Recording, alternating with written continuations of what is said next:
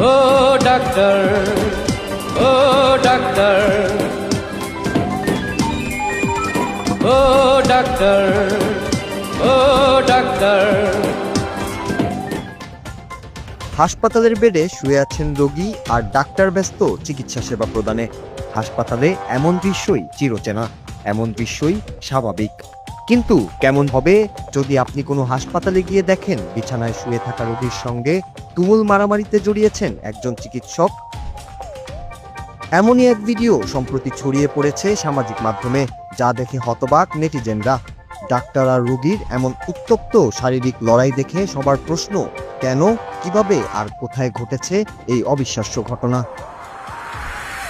Viral হওয়া সেই ভিডিওতে দেখা যায় হাসপাতালের বেডে শুয়ে থাকা অবস্থাতেই ডাক্তারকে একের পর এক লাথি মেরে যাচ্ছেন চিকিৎসা নিতে আসা ওই যুবক। আর ডাক্তার রোগীর অসুস্থতাকে তোয়াক্কা না করে এলোপাথারি মারতে শুরু করেন ওই রোগীকে। এই নিয়ে পুরো হাসপাতালের সৃষ্টি হয় উত্তেজনা। এক পর্যায়ে সেই যুবককে একের পর এক ঘুষি মেরে কুপকাত করে ফেলেন ওই তরুণ ডাক্তার। আশেপাশে থাকা অন্য ডাক্তার ও সহযোগীরা বহু চেষ্টা করেও দমিয়ে রাখতে পারেননি সেই চিকিৎসক ও রোগীকে। দুজনেই দুজনের সাথে চরম আক্রমণাত্মক আচরণ করছিলেন।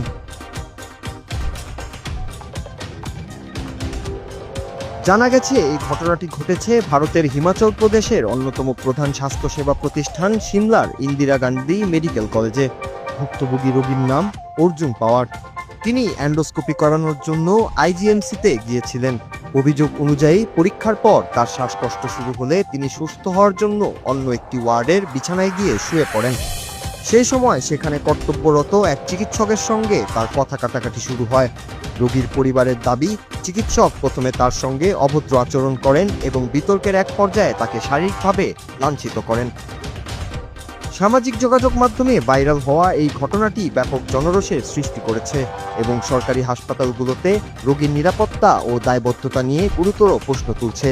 সাধারণ মানুষ এই ঘটনায় তীব্র ক্ষোভ প্রকাশ করেছেন এবং কর্তৃপক্ষের হস্তক্ষেপ কামনা করেছেন। ওই চিকিৎসকের সাময়িক বরখাস্ত এবং ভবিষ্যতে এই ধরনের ঘটনা রোধে কঠোর পদক্ষেপ দাবি করছেন নেটিজেনরা।